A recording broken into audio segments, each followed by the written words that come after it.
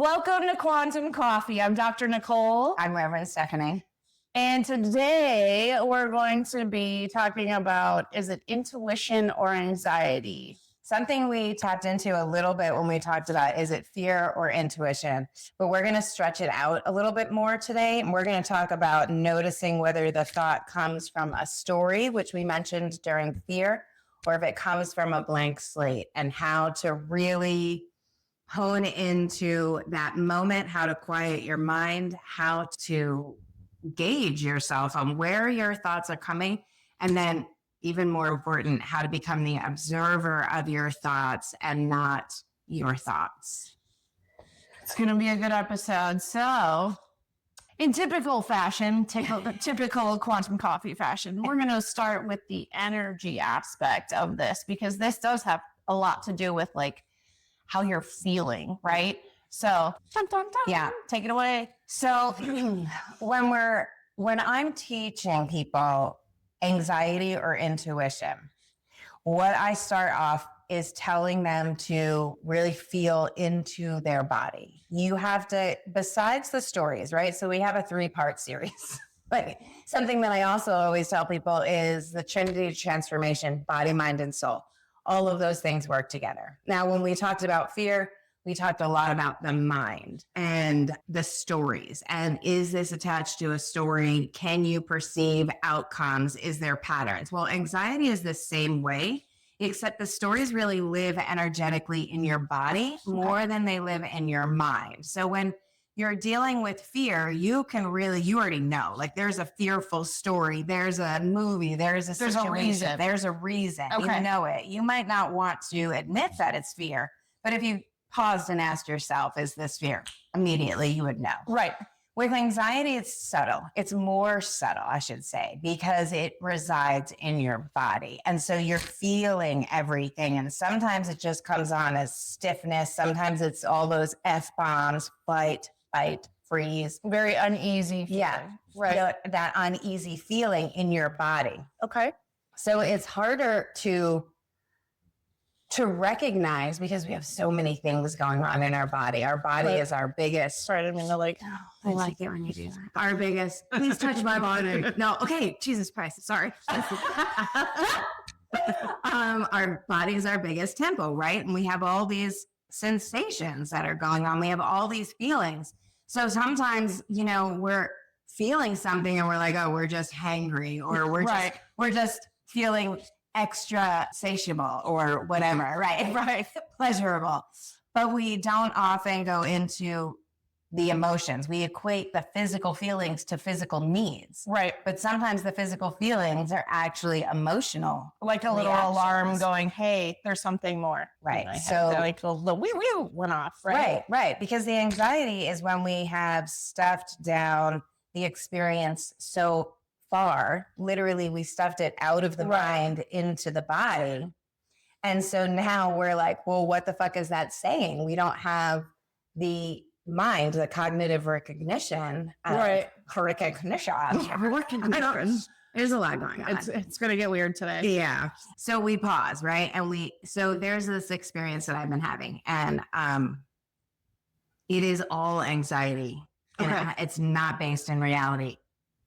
Current reality, I should say. Okay. And it lives in the body. So I have been on this mission to rejoin a experience, shall we say, that I had over a decade ago. A container, an environment, a community. It's a community. We'll get there. I have had the desire to rejoin this community that I used to belong to over a decade ago. When I was in that community, I had extremely devastating betrayals and deceit and just lots of shit go on. Where when I walked into the rooms, I could feel it, but no one would tell me what was going on. So it resurfaced all of the past events that. No. So now, right. So now the desire of going into that community, even without going, just thinking about it, my entire body is going, it's just, and I'm not a freeze kind of person. I'm a flight kind of person. True. I prefer flight over freeze. But this is making me. That's why we got to build the bridge. Yeah. Yeah. Woo! Anyway, this is making me freeze. Like my body is like, Joe, you're not moving forward. But then there's this other like intuition part that keeps pushing me to do it. And I don't know why. I don't know what the outcome is going to be. I don't even know if I'm supposed to re-enter that community for a moment, a decade, another decade, one event. There's something pushing me. Okay. That is saying I need to have a new experience with this community. But your anxiety is pumping the brakes. The anxiety is pumping the brakes. Okay. So within the two things, the intuition and the anxiety, there's space.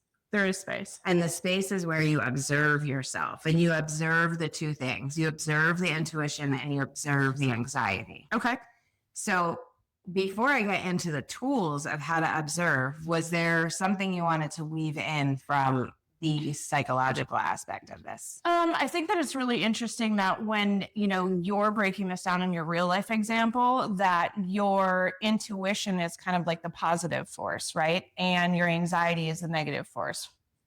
So typically when people look at this, they're going to be addressing it as both are negative, right? The intuition's trying to stop me for whatever reason. And so is the anxiety, but yours is pushing you towards it and the anxiety is pulling you away. Right. So now you're fighting a battle with your favorite phrase. You're fighting a battle with these two demons. Yeah. And who's going to win? Right. Right. Well, and so I don't, yes, we can split those two things into black and white in so many different languages and so many different theories and philosophies, but it really does. That's why I do the energy work, because it all comes down to energy and the push and the pull. And who's going to win is whatever's for the greatest good of my experience in this body, my experience in this life. And now I know the underlying reason that this moment is happening is honestly, here's new information for her, is because you've come into my life and other women have come into my life. Now, my history, my relationship history has always very outwardly, publicly been romantic relationships. Okay. That's the thing I've spoke on for years and the thing that I showed people and the stuff that I wrote about in my book. But there is this underlying relationship with females that has actually been worse. Okay. But it has been so bad and so dark and so torturous to even face it. Okay. I haven't wanted to even admit, because it was easy. That's not the structure of society. Right. We have to have relationships, romantic relationships, because that's what's expected of us. That's the way we grew up seeing the world. This is how it operates. You couple up, right? But it's not necessary to have female friends. As a matter of fact, there's a whole school of thought that you shouldn't have female friends. And there's all this propaganda around female relationships and female communities. And so for me, for the last decade, it has been, well, I don't really need that. So why even address it? Why even go to that pain point? Why even deal with that anxiety when I can just ignore it altogether? Correct. Well, about a year ago, something kicked in, maybe 18 months ago, where it was like, no, I need friends. I need my own crew. I need my own crew. And for a really long time in my life, even as a child, my friends were guys. I always got along with guys. I wanted to hang out with the guys. If I wasn't doing the dangerous things, I was taking the pictures of them doing the dangerous things. Right. It was just always around guys. It was easier. And then in my 30s, I had female friends, and they turned out to be the worst thing that ever happened to me. Okay. Just horrible people. Do you feel like that experience? So let me rewind myself. So sometimes when we talk about female friendships and relationships and things like that, there is a perception that it's really catty, that it is competitive, those types of things, like underhanded, backstabbing, it to kind of like compare to like how junior high-ish teenage girls act, right? Yeah, like there's no loyalty. Like that's the word I was looking for. Where when we look at adult male friendships, like their crew, like they're thick as thieves, right? Like guys are guys. They may have disputes and things like that. And they're just like, all right, bro, whatever. or they completely walk away from each other, but they don't typically do these underhanded things to destroy the other man if that friendship doesn't shake out, where women are like, well, I'm going to burn it. I'm going to destroy you. Right. Yeah. So do you feel like that was kind of the experience that you had in the 30s, where in your 30s, not in the 30s? That's like, whoa, wait, I'm a vampire. hold on. We just time warp. But like in your 30s, that was kind of the personality, still that immature mindset of we're in a competition with each other. Not consciously. Okay. So for me, the experience, and we'll get to why this is intuition versus anxiety. But for me, the experience, again, growing up, I was friends with mostly guys. I had female friends, but the female friends that I had were also tomboyish and or jealous. So I had, sprinkled in the junior high stuff, the high school stuff where the girls would fight. And then there would be, there's a group of girls and one would be fighting with the rest until the month changed. And then we pick another girl to fight with. Sometimes it was me. Sometimes it was Lisa. Sometimes it was Kathy, whoever. Then you evolve, things shift and things change. And for me, when I started to create female friendships again in this very specific community, yes, they mirrored that mentality. Okay. They absolutely mirrored the community that I was in was a competition-based community. Right. But it was sold as we're competing with ourselves and rooting for you, which in other spaces, I know that is true. Correct. In that but internally, like community. in those walls. In those walls, that wasn't the case. Correct. And in those walls, so I'm a big advocate for the frequency that you hold inside is what is Sprinkled into the world. Sprinkled in, and that's your bat signal, and you're getting that in return. Back on bat signals. Yeah. Whether you're conscious of it or not. Right. And so, of course, growing up, I had those typical deceitful junior high school female friendships. But what I didn't realize is there was a female relationship that was much closer to home. Okay. That was much more focused on destroying me. Okay.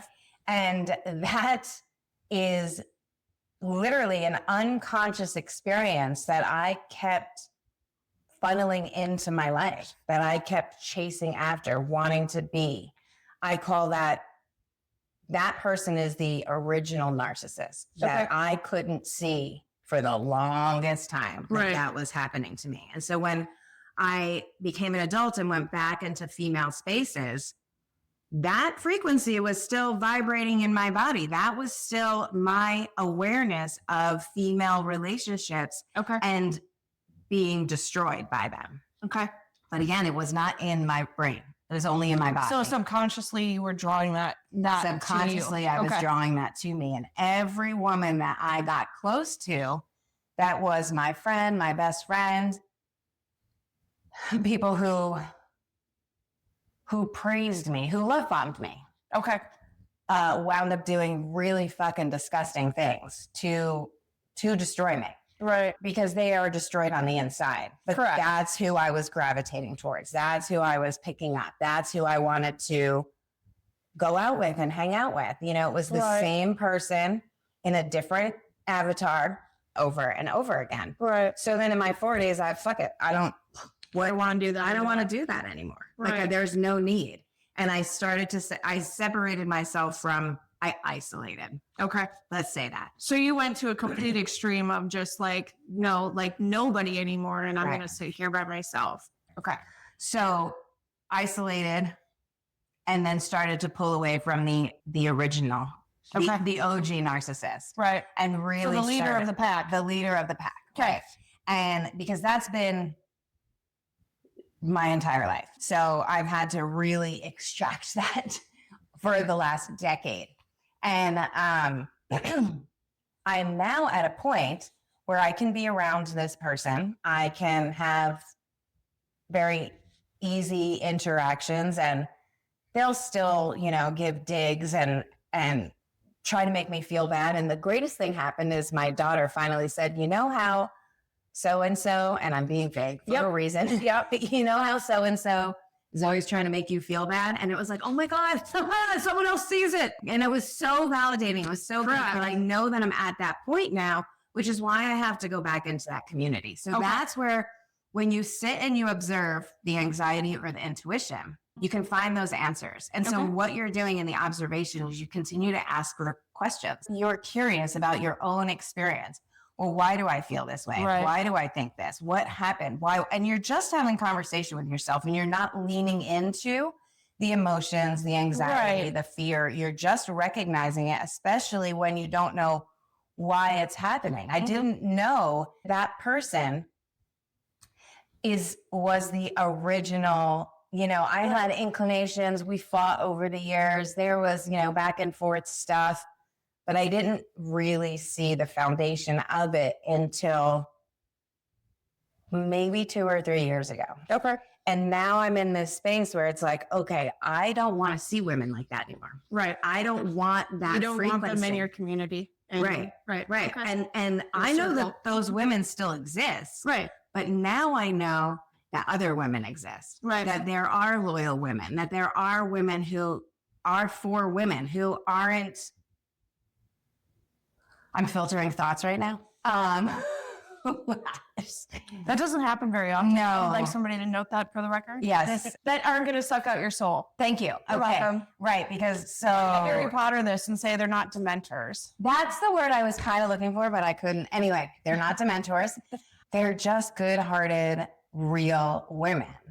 And so in order for me to really step into that, I have to fix the vibration within me. So To change your bat signal. to bring change my those back, people to in. bring those women in. Okay. Now, as these friendships with you, with G, with Deb, with whoever else, Amanda, I want to thank them. No, I feel like this was her I want to thank.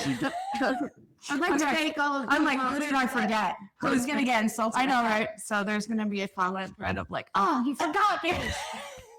I thought we were friends. Right. No. Built on mutual love and respect. Right.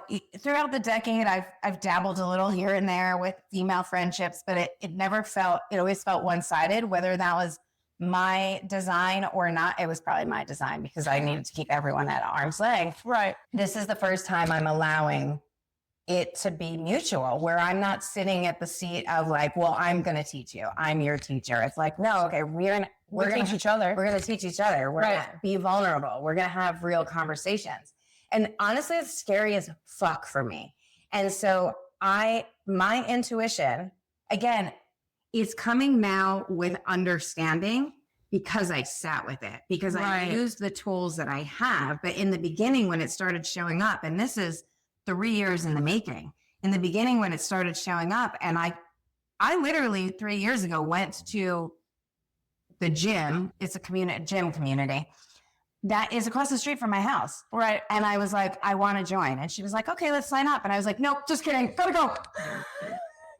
And I had this great conversation with the owner, who is female, for about 2 hours. And she was very kind and very supportive. And as soon as it was time to like give her my money and join the gym, I froze and I fucking booked it.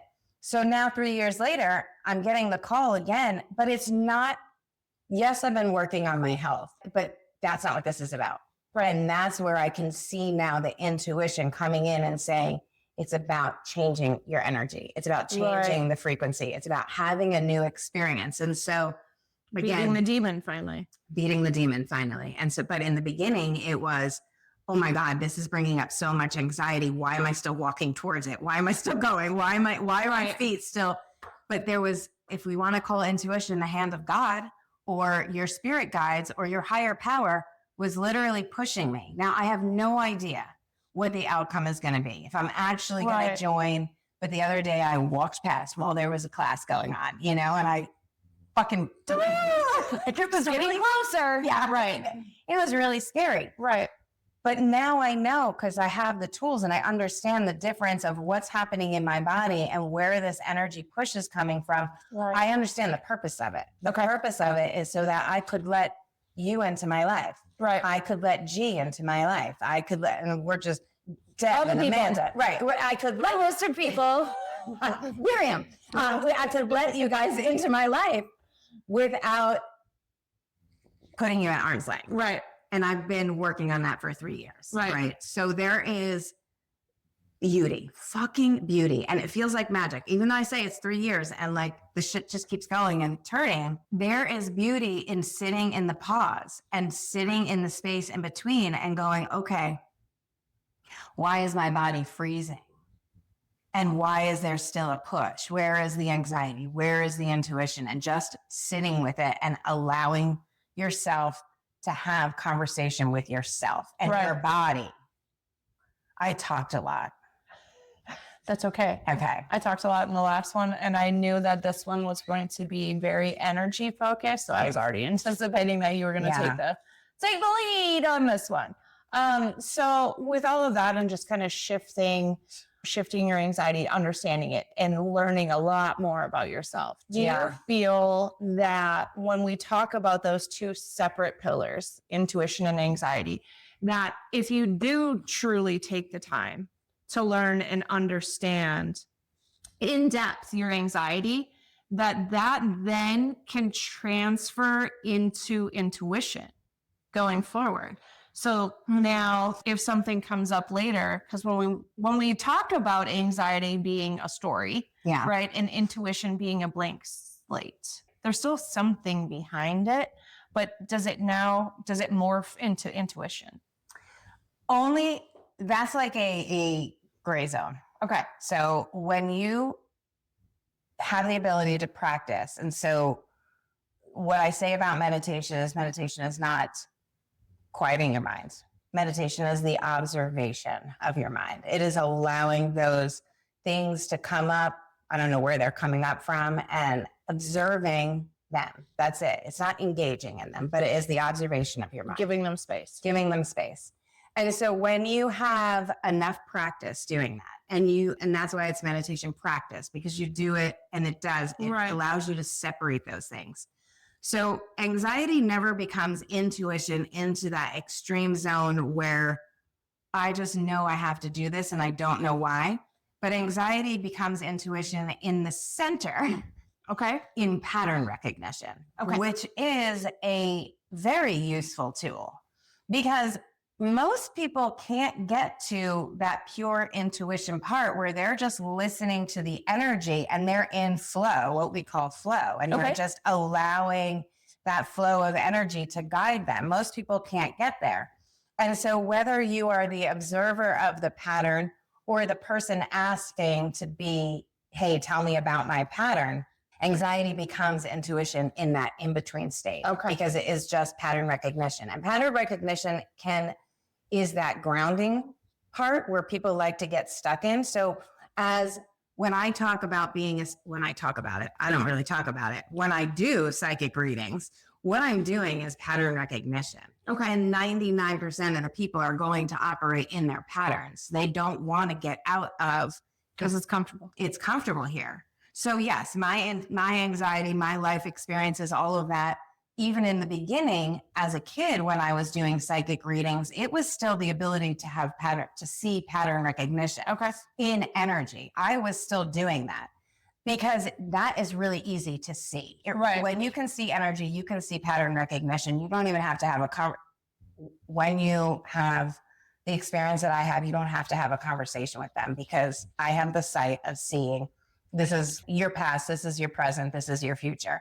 Now, when you take yourself out of your own patterns and your own experience and you go into what real intuition is, anxiety can't get there.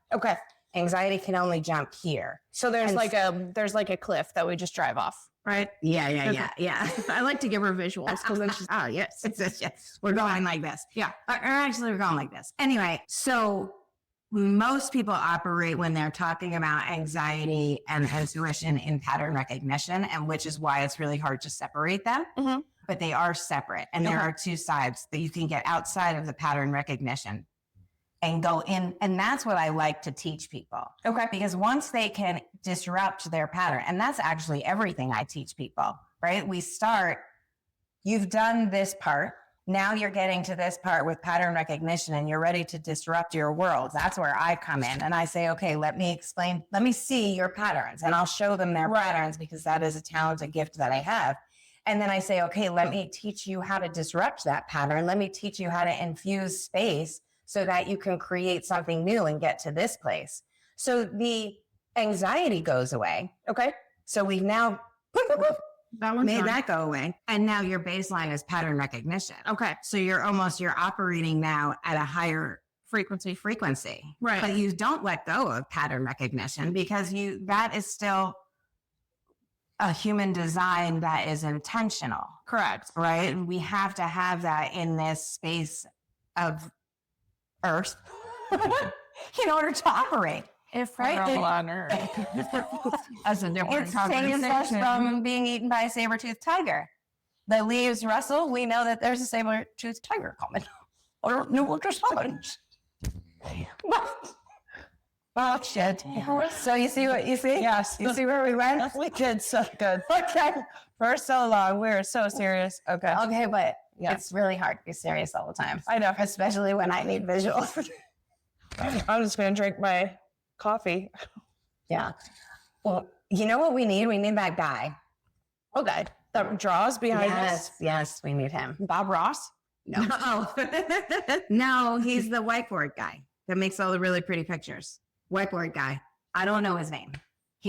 But everybody knows who I'm talking about. Hashtag whiteboard guy. Yeah. He draws all the pictures to like Alan Watts and Ram Dass and all the, okay.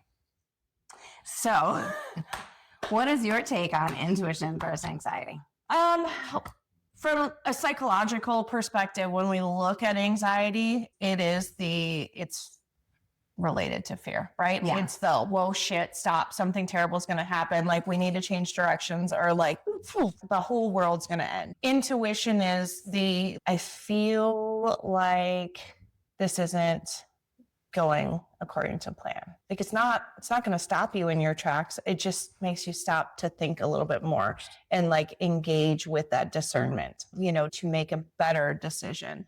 So case in point, we're sitting in a meeting, right? And I notice that your tone shifts. That's my intuition. So in the psychology world, Yes. intuition is pattern recognition. Yes. Okay. Does that make you happy? Does it make me happy? Only because there's a baseline for psychology, but there's above and beyond it, right? There's the quantum that the psychology and the science are getting to. Right. But right now, they deem intuition as pattern recognition. Correct. Yeah. So we start to see things, whether it's a change in behavior, if it's a change in tone, those types of things. And that's where intuition kicks in, right? Because we've seen it before. Right. And we understand that, like, okay, something in the universe just shifted, but it makes me stop, right? So as the leader, it's going to make me stop and ask questions. It's going to make me ask why. Why did the behavior change? Why did the challenge change? Are you, employee, do you have anxiety? Is that why all of these things shifted? Are you not comfortable or confident in this next piece, and why, right? So my intuition is telling me to like stop and ask the right questions to you so we can work through those things. Now, when it's anxiety, so if I was to misinterpret your tone shift into anxiety versus intuition, what it would cause me to do is project's done. Right. We're going to quit. We're done. We're quitting. It's not going to work. Right. It goes to that extreme. Sorry, I didn't mean to. No, so what I'm hearing is in your world, anxiety and intuition is the difference in the output. Yeah. What I'm saying, the difference is in what's you're going looking on internally, inside, right? yeah. Like, so you deal with what's happening internally because those are the things that you see, Yeah. right? You see energy. I'm seeing from the brain, like what they're doing, their actions, their behaviors. Are we sitting in a meeting and all of a sudden this person is like sweating bullets, right? Like, why are you so nervous? And we're going to call out those things. It's still dealing with feelings, just in a different sense. Yeah. And so it's really truly about, similar to how you were saying, that you have to sit with it and ask yourself the questions. You're sitting with it too, right? Yeah. But in a business sense, we're going to ask ourselves the question. So I first have to ask me, is this truly a fear and anxiety, right? Or is this my intuition that I need to dive deeper? So if it's anxiety, that's a me problem, right? Like if I just scrap the entire project because of a change in your behavior, that's my anxiety. So it also comes from a story, right? So if I previously worked on this project with these people, may have been different people, right? And as soon as the dynamic shifted, the project failed. Now I have a fear, right? So I'm going to relate that to this. Has nothing to do with it, but my anxiety is like, it's automatically going to fail. So I'm just going to stop now so I don't fail. Have you ever had an experience in a work environment where none of the players' behaviors changed? Nothing shifted. It was business as usual, but all of a sudden you got an inkling, hold on, Stephanie's been project manager on this whatever project for 10 years. I don't know how that world works. It's great. Everything's going good. Business as usual. But something is telling me I need to make her this role instead. Have you ever had that experience? Yeah. When we look at it, we start to look at like giving you promotions and... No, not necessarily. Or just shifting players. Like I played left fullback in soccer for fucking 10 years. What if the coach all of a sudden was like, you know what? I think she should, I don't know, maybe be center? Okay. For no reason at all. There's always going to be a reason, right? It may not be blatantly obvious, but maybe over time, your skills have developed, and I start to kind of have this feeling like maybe you're going to get bored, right? And so that would be intuition. Well, that's what I'm saying. So there's no pattern recognition. No. There's just an energy. Based on my experience, Yeah. right? And having worked with people for a long time, that once they get to an established part in their career and they're doing the same thing over and over again, like I need to, because you know their personality, right? That was yours. You know their personality. And if, let's say, I know that you like being challenged, and in the beginning, your job was fun and exciting and engaging, right? And you were learning stuff all the time. And it's also going to be like, you may not notice it, but there's going to be a shift in your energy, right? That I can see. And it's not noticeable to anybody else, right? But I start to see that you don't have the same fire and pizzazz, right? Yeah. And so me going, okay, I really enjoy working with Stephanie. She does a great job. I don't want her to leave. I don't want her to go somewhere else where it's that honeymoon period in a different company, right? And they get my person that I invested all of this into, that I know is amazing. I don't want to lose them for that reason. Right. And so I come up with a new position, a new project, a new something to reignite that fire within you. Yeah. And that would be intuition. That's not my anxiety. Like I'm sensing all of these things, and I know how to like approach you and ask you the questions, right? And it may not even be something you recognize yet as the employee. Right. You may not even know it. And you're like, oh shit. You know what? You're right. Yeah. Because I acknowledged it. And now we're both sitting in this together and we're going to find a solution. Right. Does that answer your question? Absolutely. Okay. So it took it. So that's why I asked it, because it took what you were saying as intuition, the pattern recognition, and it elevated it to what I believe really is intuition. And that is opening up and being aware of those little things, those little energy, which when you do that, when you're capable of doing that, and when people expand into that awareness of those little energy shifts, so much can be amplified in a good way, in a positive way. So taking it from simple positive pattern recognition into something needs to shift here. To me, is a larger sense of intuition, and it does happen in the business world. But so many people, do you find, stay in that comfortable just pattern recognition where they're not saying, okay, Stephanie's been doing this for 10 years. She's still good. She's still delivering. But I think the fire's going out a little bit. And even Stephanie doesn't realize it. Right. And that's literally, you know, something that happens all the time where the fire goes out a little bit over time. People don't recognize. And they don't recognize. And that's the beauty of genuine energy flow, guidance, feeling what's going on, because then you can go into, hey, I think your fire is going out. Let's explore that. Right. That's real intuition. And Yes. it is something everybody's capable of doing. We just don't. So in a business sense, psychology is a huge part of business. Obviously you're working with humans, right? Yeah. But when we look at it traditionally, we're looking at like, how do people communicate? How do people like function together? Right. And those types of things, right? Like the surface level things. And the point that we've gotten to and why industrial and organizational psychology even became a thing and is becoming a bigger thing is because we understand now that like, hey, you know what? We're dealing with humans. We do need to look at the psychological perspectives of teams and leaders and the business as a whole, right? Because once you start to recognize those things, it makes you an incredible leader, right? Because now you do recognize before you're proactive in understanding your team from a human level, not just a output productivity level, but like them as a person, like what drives them, what is going to make them the highest performer on your team, right? And even when we look at market trends of people and like their tenure with companies. So, you know, in our parents' era, it was completely normal and kind of expected that you start a job at 18, 19, and that's a job you work until the day you retire, right?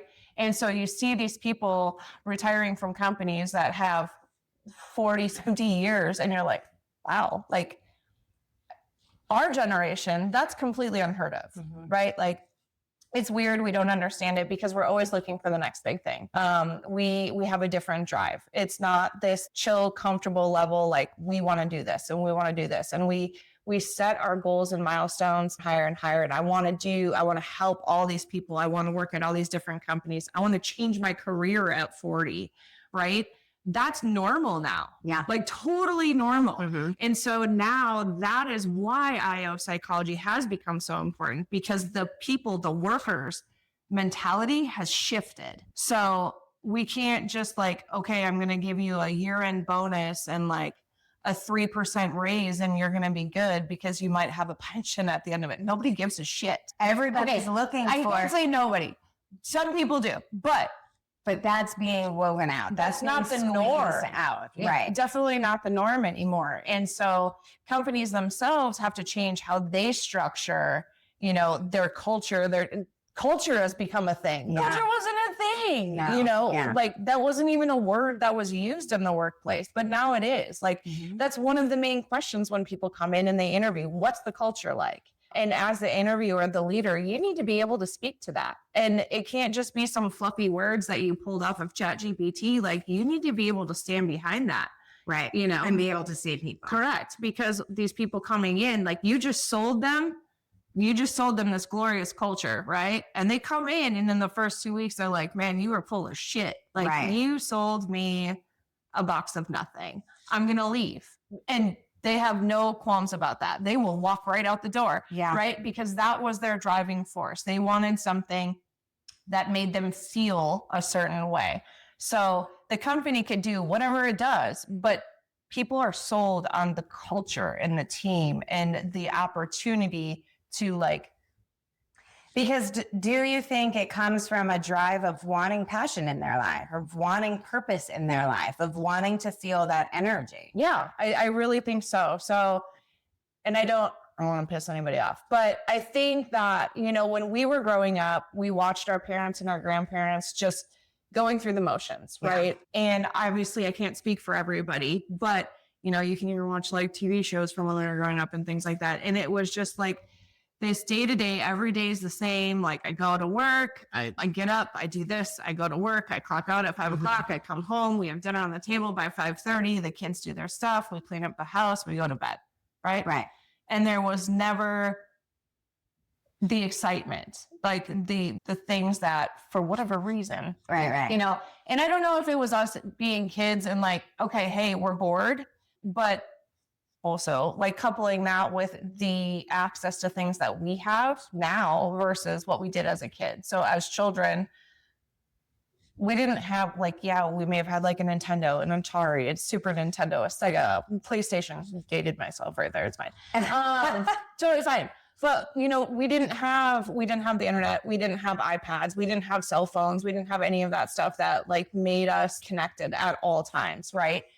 Yeah. We had to physically be sitting inside of our house. And depending on where you lived, like, all right, that's cool for like a little bit. But then like all of your friends, you'd go outside and play and you'd use your imagination. And that was super fun. And that was kind of our enjoyment. Now flip that. So now we spend a lot of time in our houses intentionally in front of the TV, in front of our electronics. Like we're always connected to things. So now we crave going and doing things. Like we saturated ourselves with keeping up with the Joneses, that now I see that people want to reconnect and have real passion and real interactions, and they don't give a shit about.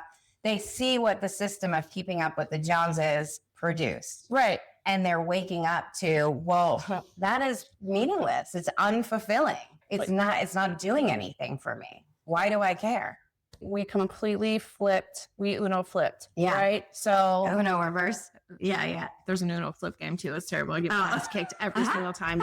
But that's irrelevant. But we flipped our dynamic, like our home life dynamic. Yeah. Like now we spend so much time inside the house. We crave going out. Yeah. And so when we go into a workplace, we crave something more. That's where we're starting to like, okay, I can kind of control this, right? Like I want to do these things. I want to make my life exciting. Where before it was work was the non-exciting part, and home, you know, like on your weekends and at nights and stuff like that. Like that was exciting. So that I feel had a lot to do with the switch.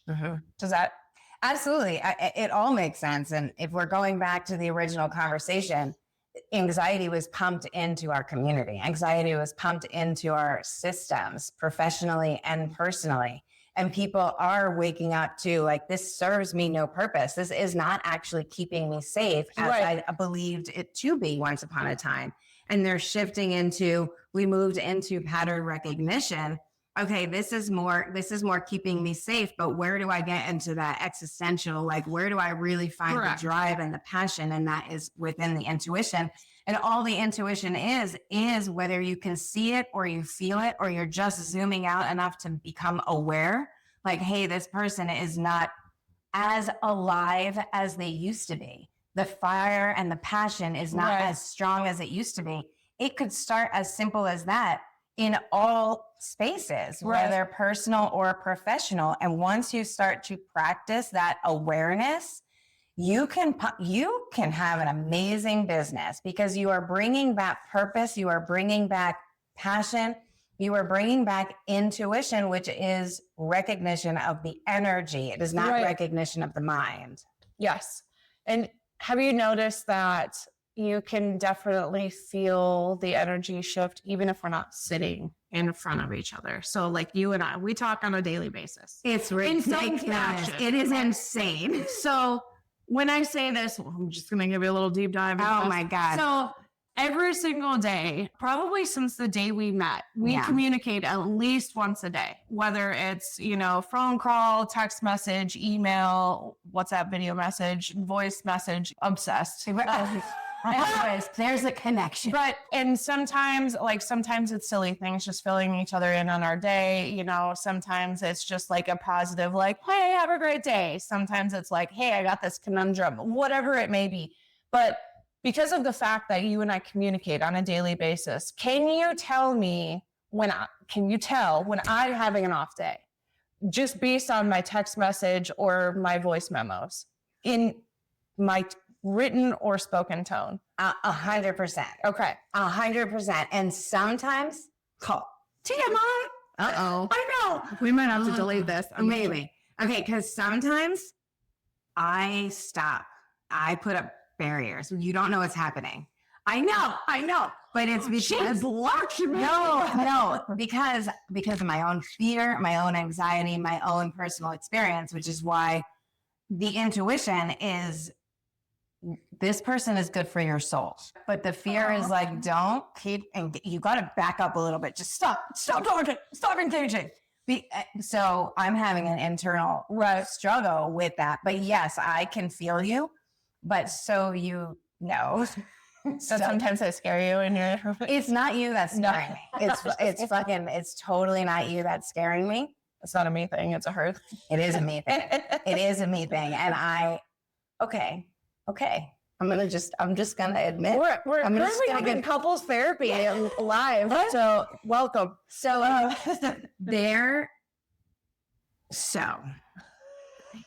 don't know if you have really hard. It's really harsh. You have no idea how bad those relationships were. Like, I don't mean to, I'm not laughing at no, I know you're not. And I know you're not them. But I haven't even been able to pick up the phone when you call if Tom's around. This week I did that for the first time. And he was sitting on the couch and I was sitting on the couch and I was like, oh my gosh, I'm talking to my girlfriend and my husband's right there. Oh, it was so difficult for me. It was so wow, I didn't know that. I know you didn't know that. I know you didn't know that. I know you didn't know that. And I said to him this week or maybe Monday or maybe Sunday. I don't fucking know. But I said to him, I said, I don't know if you'll ever meet my friends. And that has nothing to do with you. And that has nothing to do with them. It has to do with all of that shit that happened once upon a time. And he was like, I don't need to meet your friends. I was like, I know you don't need to meet my friends, but I don't want to have this feeling. And you're just acknowledging it. I'm just acknowledging it out loud that I have this feeling and it scares the shit out of me. And I might not ever be able to break that wall, but I don't want to have the feeling and I don't want to have the wall. So I need to tell people about it. So here I am telling you about it. Right. I'm confessing. I have more confessions. Oh dear. I know, but we'll wait. We'll just sprinkle them We'll sprinkle them in because. Well, I just want you to know that I appreciate that you're trying. Jay is like, I love your confessions. They have to come out slowly. That's okay. We're not even going to force you to confess. It's totally fine. So yes, I feel your energy shifts. And to me, it's scary. To me, it gives me anxiety. But the intuition kicks in and it's like, bitch, don't fuck this up. Right. I want to sabotage. I want to, listen, it's so bad. You want to unfriend me? No, I don't. But then there's this monster that does, right? But Stefani doesn't. Well, but there's a monster. I know. And so that's why every Thursday I fucking show up. And honestly, this is the first time in my life. This is a testament to how much this works, but also how much work you have to put into it to have it work. But this is the first time in my life where I am not finding excuses, all of a sudden being magically sick, rescheduling, canceling for whatever. And not just with you, but with everybody that I'm connecting with. Right. This is the first time in my life I am following through with plans. Which is great. So that your anxiety stopped you. It stopped you from moving forward in all of those things. So had you not sat in that and learned, it would have been, if we would have met, right? We wouldn't have. And then none of this would have ever happened. Right. We would have never went on our first date. Yeah. And then, all of the things that happened since then. So, and that was the intuition pushing me. That was not pattern recognition pushing me. That was some voice saying, you have to do this. Now is the time. Get your fucking ass out of the house. Go meet these people. Right. And you're still listening to that. And I'm still listening to it.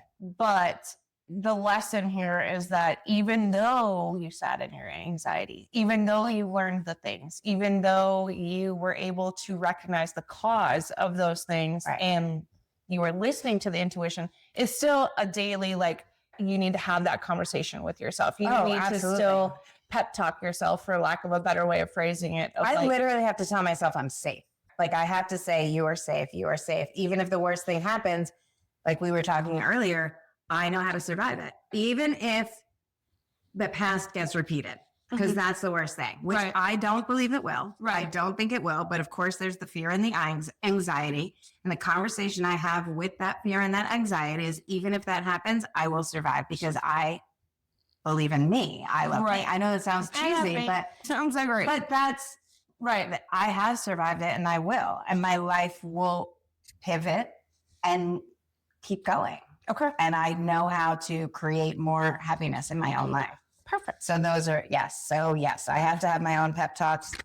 Darling! Every day. Right, Jimmy? And he bonked the thing. Oh no, Jimmy. Oh, Jimmy. He needed to come give me love. He did. Okay. Well, I think since Jimmy has now entered the scene, He's entered the chat. he has entered the chat. I think we should go this way. So come snuggle me for a minute. So I think this is a good stopping point for today. See, she's comfortable with me. It's fine. I think that, you know, we had a good conversation and we're able to expand on the other feelings, intuition, anxiety, and fear now, right? Right. And elaborate a little bit more on what that feels like, how to recognize it, how to get through it. We wrote you some fun things that people can use as a discernment pause. Wait, you want me to read the blue? Yeah, we're going to switch it. Okay. I'm just going to switch it. So first you're going to pause. Do not act immediately just because the signal feels loud, which is, yes, you need to pause. You want me to read the whole thing? Yeah. Okay.